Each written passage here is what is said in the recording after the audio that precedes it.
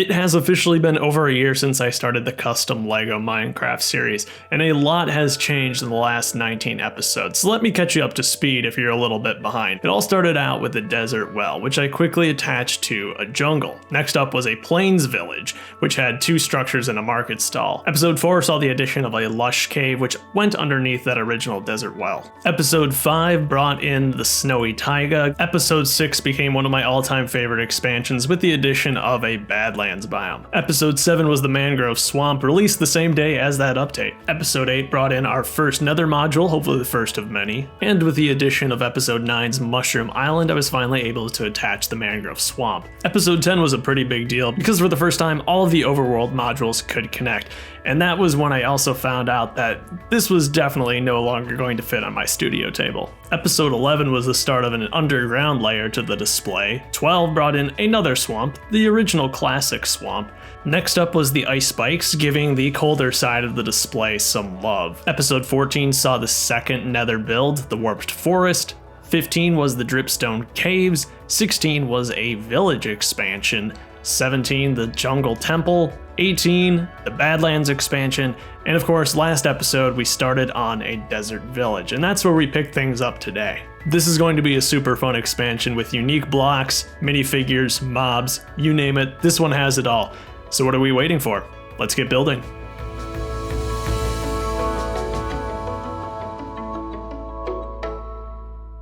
I've gone ahead and built that 32 by 48 stud base. You'll notice here in the front I've got some dark brown. That is where this module is going to meet the Mangrove Swamp from many episodes ago. It's going to fill in a nice satisfying gap here. The first thing I want to do is get the village paths situated, as they are probably one of the more difficult parts to do in this build. So I have some indentations in this base that they can sit in very nicely. I'm using the same technique I used last episode, trying to differentiate it a little bit from the 2x2 tiles by just making use of simple studs on their side construction, just to change up the texture ever so slightly. I'm going to go ahead and get the first desert village module right up against here. Not only will it help me line things up, but also there's going to be some buildings that overlap both modules. If you remember from last time, I left 2 spots in the front untiled at first. That's where the overlap is going to be happening. There's one more path I need to lay out too. That's the one that wraps around the well and then proceeds down just a little bit. I also made sure to leave a snot brick there on the path so we can attach some figures there later.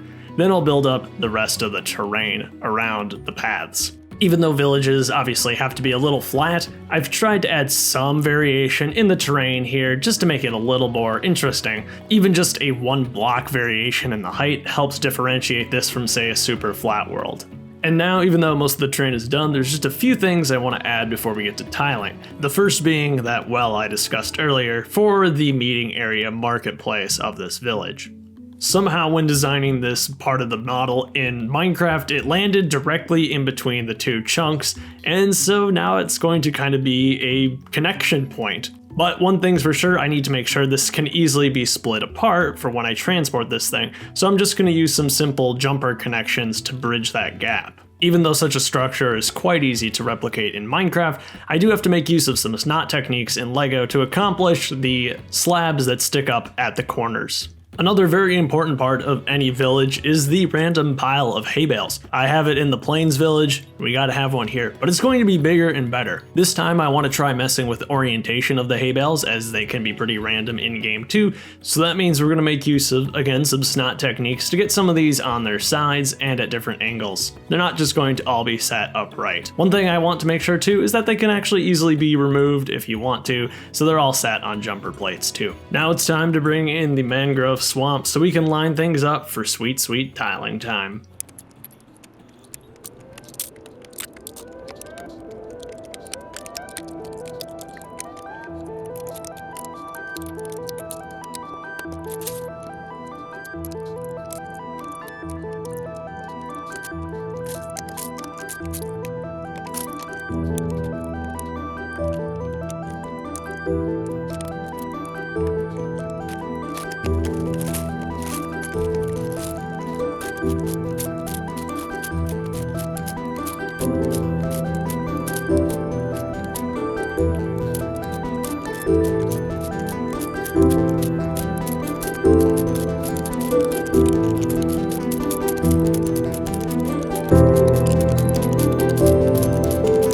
In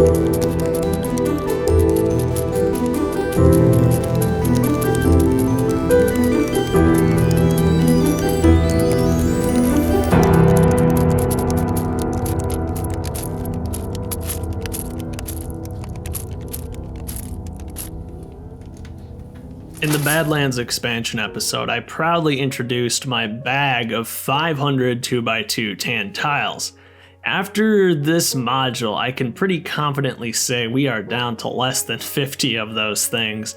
I'm gonna have to get more. Alright, now I'm really starting to fill up this table. I'm bringing in the Pillager Outpost and the Badlands expansion because we will have an additional structure that actually sits on both of those modules too.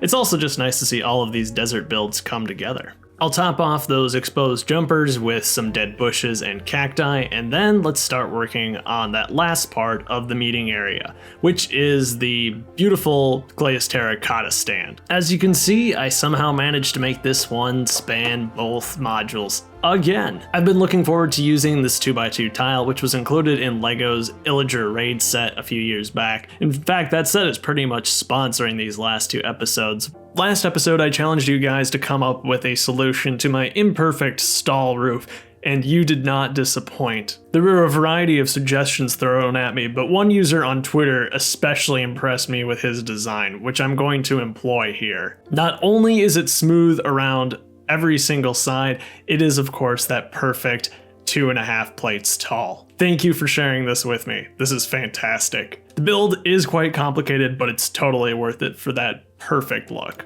The next structure we're going to be tackling is the Shepherd House, which I tried to get a really nice view of in shaders in game, but this guy just kept walking in front of me.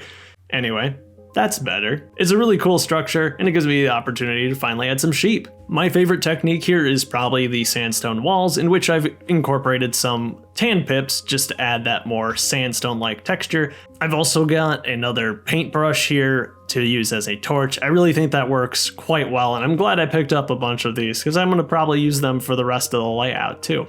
The most difficult part of this model though was adding the loom that appears inside. LEGO has indeed been making a lot more prints for these profession blocks, but they haven't quite gotten around to the loom yet. So I ended up making my own out of regular plates and tiles. I'm sure looking forward to adding more sheep in future builds too. The next building I did is just a regular house. It's one of the larger ones, and on the inside it has 2 great lime beds, as well as a chest, and of course another potted cactus. This is probably the simplest of the structures to add here, but I still really like it, and especially its spacious interior. And you gotta love that bright lime color. Much like the last episode, I made sure that the chest can open too using a small indentation in the wall.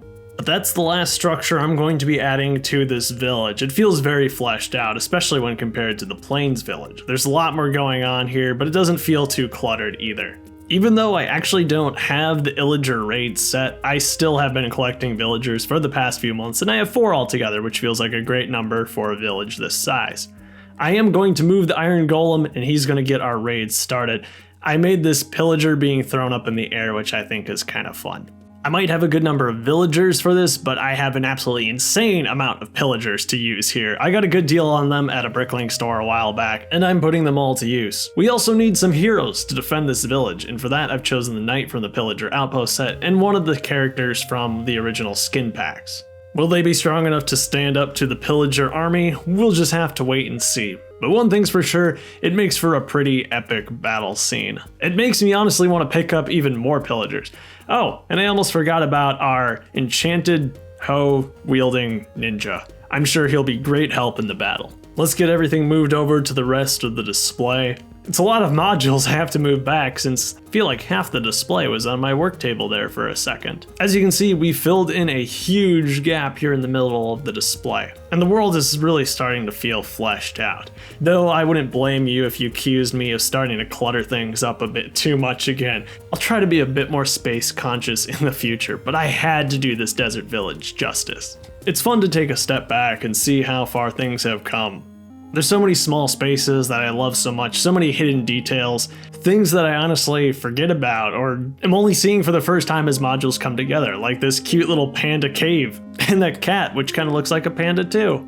For a long time, I was so opposed to the idea of even buying player skins, let alone including them in this layout, but I'm really glad I came around because they add so much life and character to this display. But that pretty much wraps up this episode and wraps up the desert part of this layout. As I look back on the success of the past year of this series, I want to extend a special thank you to all the people who have personally supported this project. I don't know if you've noticed, but LEGO isn't free. I wouldn't be able to build anything for this series without the support of channel members. It is no exaggeration when I say this series is alive and well because of them. If you're interested in supporting the channel and this series, you can follow the link in the description or hit the join button if you're on desktop. As a thank you, I make new episodes available to members over a month in advance. That means by becoming a member, you can watch the next episode right now. And that next episode is going to be the Amethyst Geode, one that I have literally been working on for months at this point. That's all I've got for this time. Thank you as always for watching. I hope to see you back for the next episode, and until then, you have yourself a fantastic life.